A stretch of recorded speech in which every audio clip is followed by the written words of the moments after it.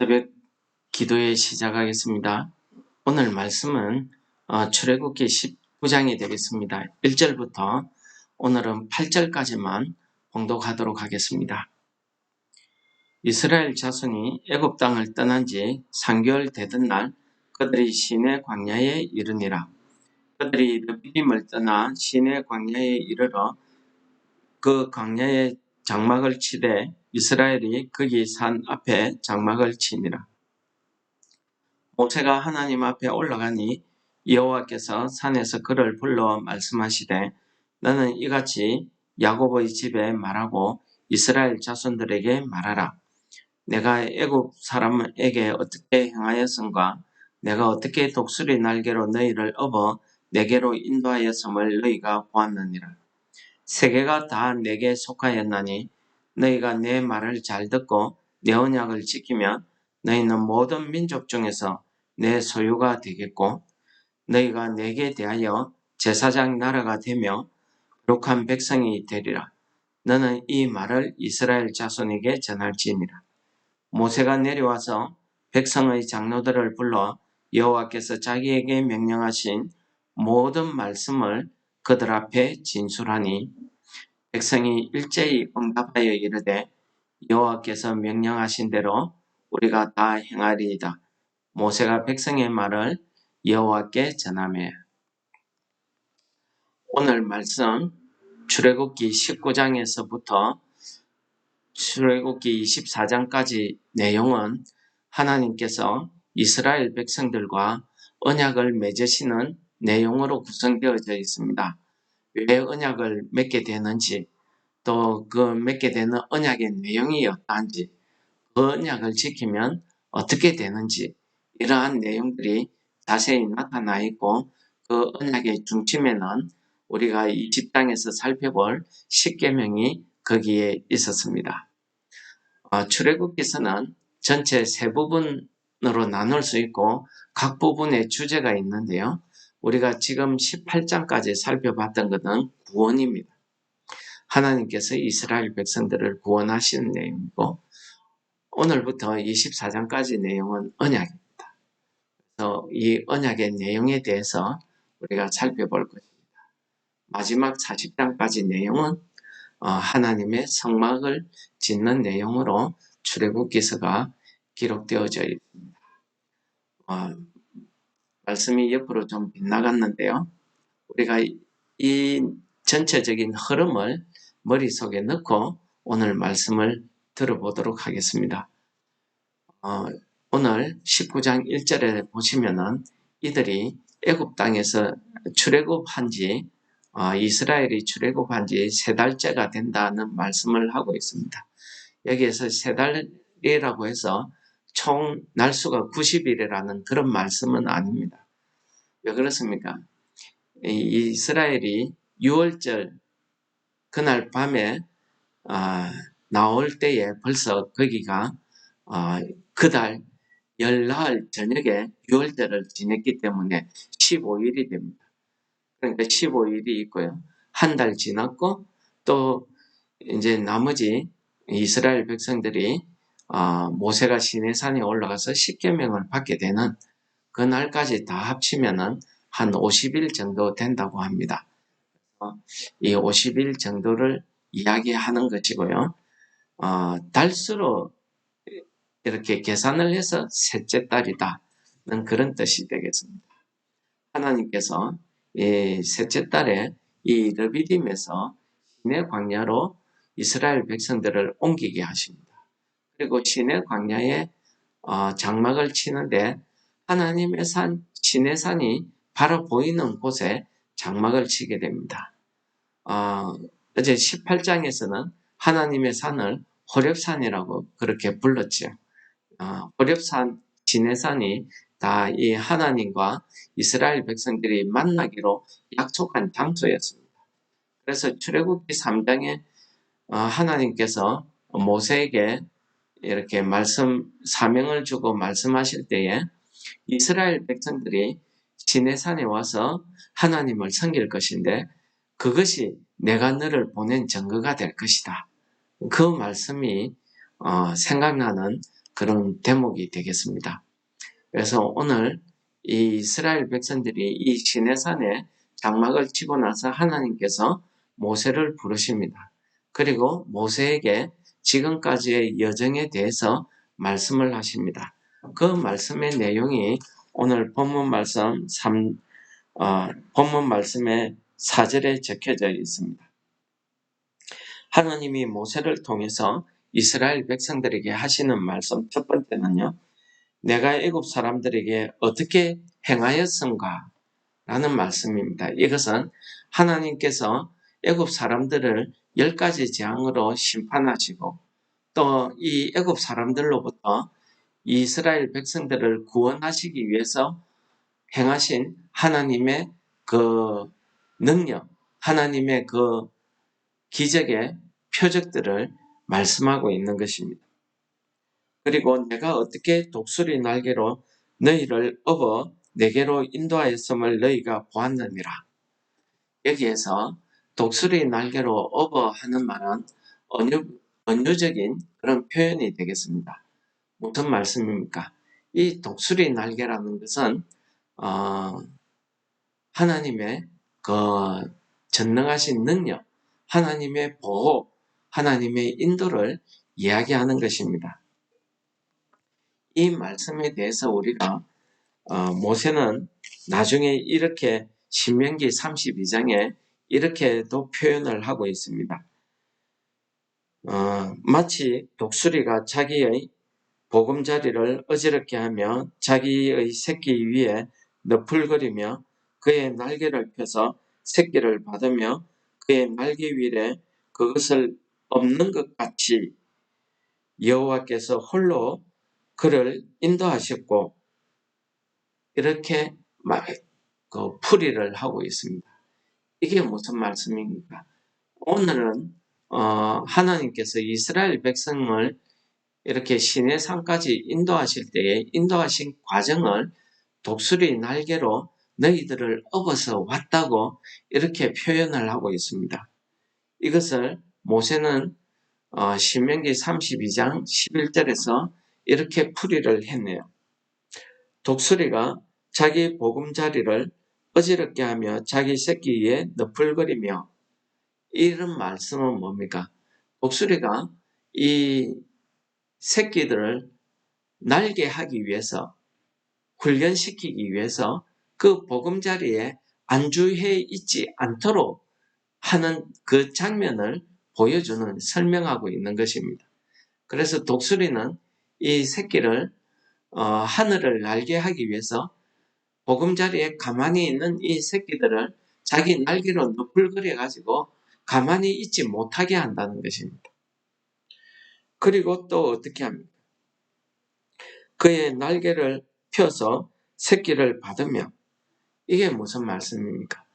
독수리는 그렇게 해서 이 새끼를 그 절벽 높은 곳, 그 보금자리에서 떨어뜨립니다. 그러니까 새끼가 떨어지면서 죽지 않으려고 날개짓을 하죠. 날개짓을 하다가 힘이 붙여서 떨어지는 순간에 이 어미가 다시 날아가서 그 새끼를 자기 등에 날개 위에 받아 올리더라는 그 장면을 설명하고 있는 것입니다. 이것은 마치 이스라엘 백성들이 이 광야 생활 동안에 하나님의 인도하심을 받아 살아가다가 그들이 물 때문에 불평하거나 먹는 것 때문에 불평하거나 여러 가지 일로 하나님 앞에 대항하고 불평하고 대적하고 하나님을 시험하는 이런 믿음에서 떨어지는 것을 볼 때에 하나님께서는 그의 날개, 그의 은혜, 그의 능력으로 이 이스라엘 백성들에게 은혜와 긍휼을 베풀어서 그들을 인도하셨다는 그 사실을 이야기하고 있는 거 아니겠습니까? 그리고 그의 날개 위에 그것을 엎는 것 같이 여호와께서 혼자서 그들을 인도하였다고 설명하고 있습니다. 그렇습니다. 그 때에 그 근동 애굽을 비롯해서 그 근처에 있는 모든 이민족들은 여호와 하나님을 섬기지 아니하고 자기들 마음대로 자기들의 좋을 대로 자기들의 우상을 섬겼습니다. 그러나 하나님께서는 이 이스라엘 백성들을 자기의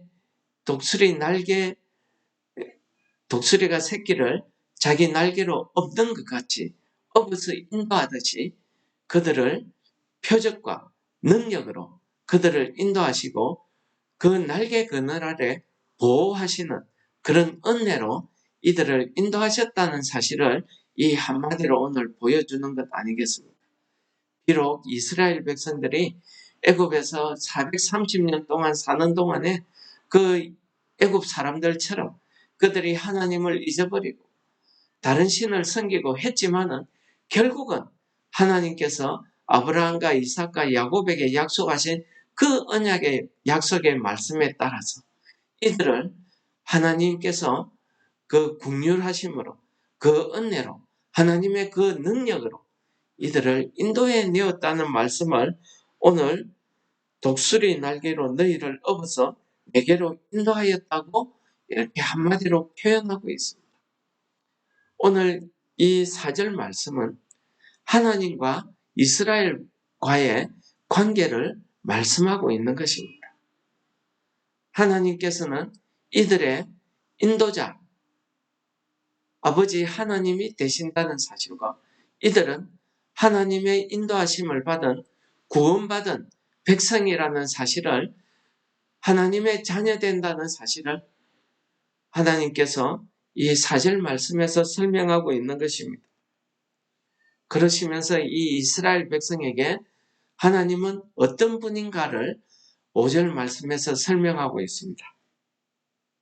첫째는 세계가 내게 속하였다고 이야기하고 있습니다. 그렇습니다. 이 말씀은 하나님께서 창조주 하나님 되신다는 것을 말씀하고 있는 것입니다. 너희들 이스라엘 자손들을 구원해낸 여호와 하나님은 이방 사람들이 세상 사람들이 섬기는 그러한 신이 아니라는 것입니다. 이 온 세계를 온 우주 만물을 창조하신 창조주 하나님이 되시고 이 온 우주 만물은 사람의 모든 생명까지도 다 하나님의 것이라는 것을 설명하고 있는 것입니다. 가르쳐주고 있는 말씀 아니겠습니까?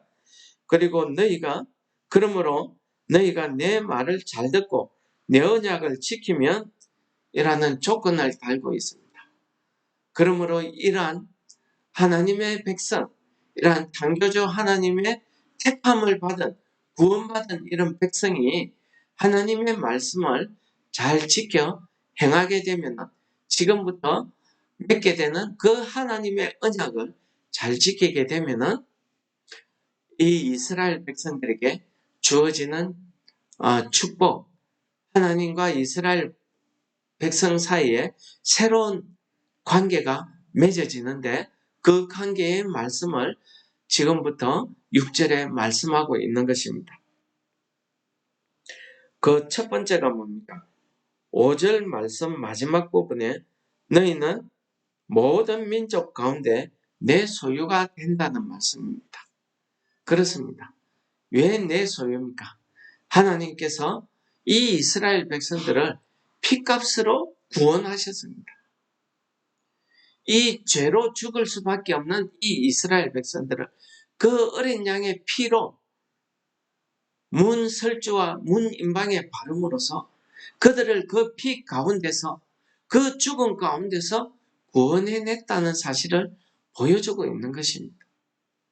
이 말씀은 오늘날 우리가 하나님의 구원을 받은 우리도 하나님의 피값으로 산 하나님의 소유라는 사실을 가르쳐주고 있는 말씀 아니겠습니까? 그러므로 우리가 예수 그리스도께서 십자가에 흘리신 그 보혈을 믿는 그 믿음을 우리가 가질 때에 소유하게 될 때에 우리는 예수 그리스도 하나님이 이 땅에 사람으로 오셔서 우리의 죄를 대신해서 스스로 피를 흘려주셔서 우리의 죄값을 치른 것처럼 그 피값으로 산 우리는 하나님의 것이라는 사실을 말씀하고 있는 것입니다. 이 세상 모든 민족 가운데서 특별히 하나님께서 우리를 하나님의 핏값으로 사서 하나님의 백성으로 삼으셨다는 것입니다. 여러분, 이 이스라엘 백성들은 그렇게 하나님의 유월절을 통해서 하나님의 백성으로 삼았지만 이들은 그들의 삶 가운데 항상 그들이 하나님 앞에 잘못할 때에 어떻게 합니까? 소나 양이나 이런 제물의 피를 흘려야 됐습니다. 그렇게 했지만은 결국은 이 이스라엘은 하나님 앞에서 멸망받아서 그 나라가 없어지고 말았습니다. 실패하고 말았다는 사실. 이 이스라엘 백성의 이러한 역사를 오늘 하나님께서 우리에게 들려주는 의미가 무엇이겠습니까? 그 뜻이 무엇이겠습니까? 우리는 그렇게 살지 말라는 그런 하나님의 마음이 담겨 있는 것 아니겠습니까? 그러므로 하나님께서는 자기 스스로 사람이 되셔서 이 땅에 오셔서 십자가에서 우리 죄를 위해서 모든 우리의 과거의 죄, 우리가 지금 현재 짓게 되는 죄, 앞으로 우리도 모르게 짓는 그 모든 죄를 하나님께서 그 흘리신 피로 다 속해 주셨다는 그 믿음으로 우리를 구원하시고, 그래서 우리가 하나님의 소유된 백성이라는 사실을 오늘 본문 말씀이 이야기하고 있는 것입니다. 그 말씀을 오늘 모든 민족 가운데 내 소유가 되겠다고 이야기하고 있습니다.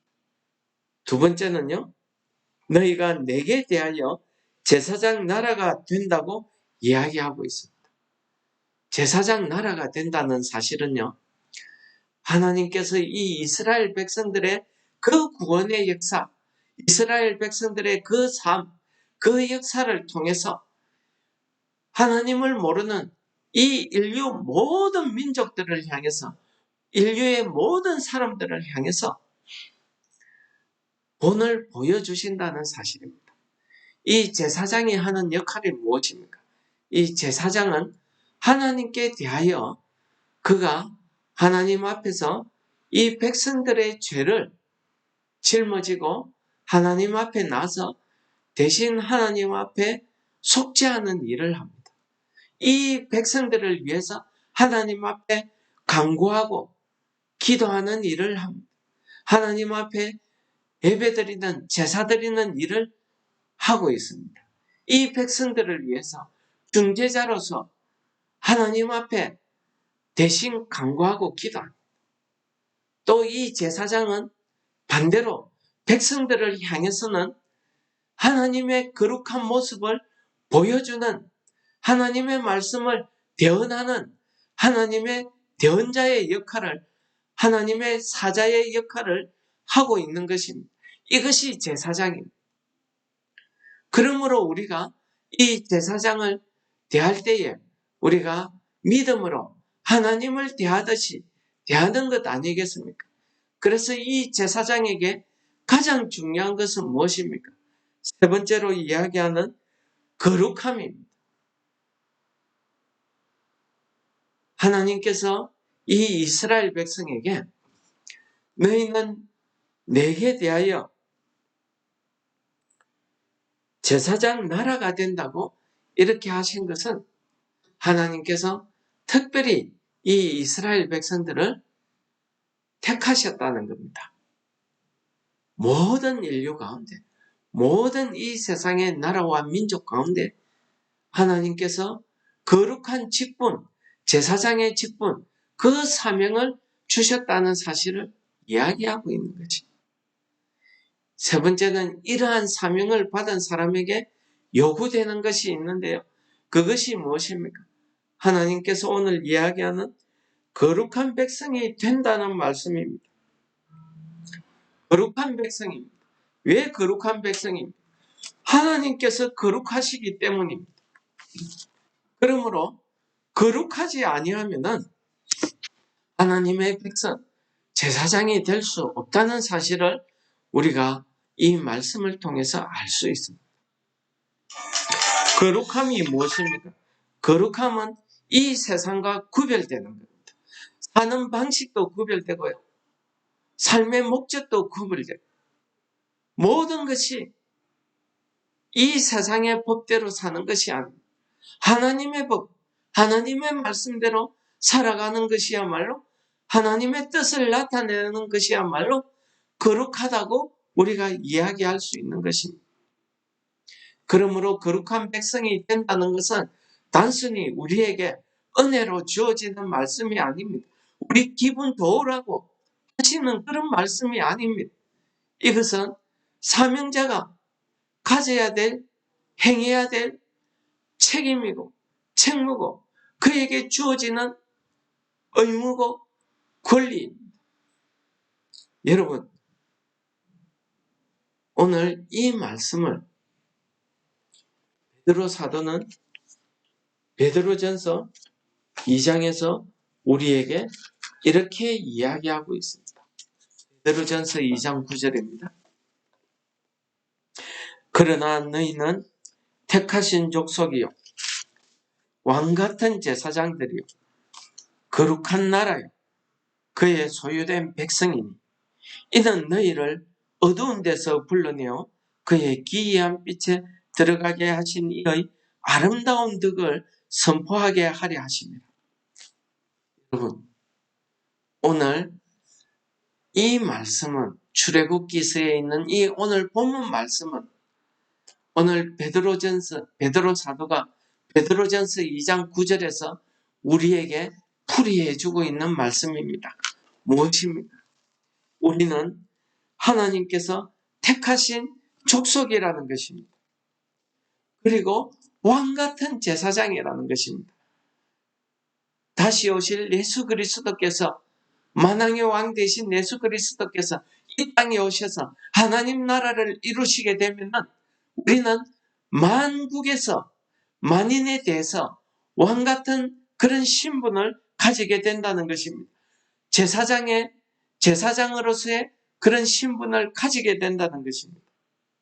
그리고 우리가 하나님 앞에서 거룩한 나라가 된다는 사실을 이야기하고 있는 것 아닙니까? 왜 그렇습니까?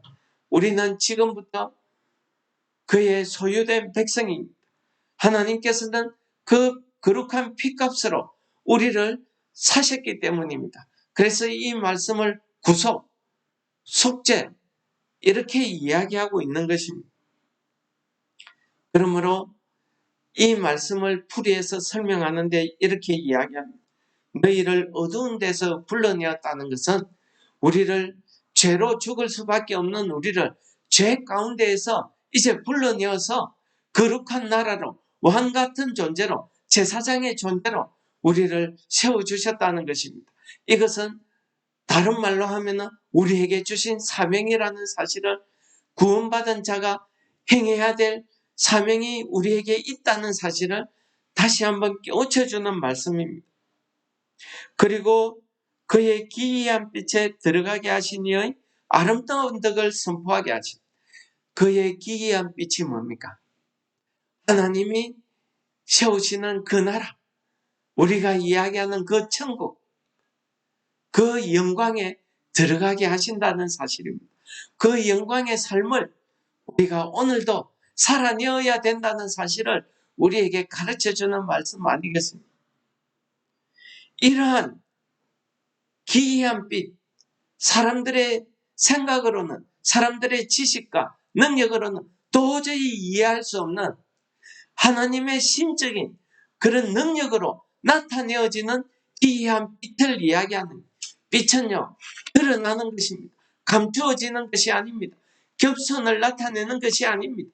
우리의 삶을 통해서, 우리의 말을 통해서, 우리의 모든 전체를 통해서 드러나는 것입니다.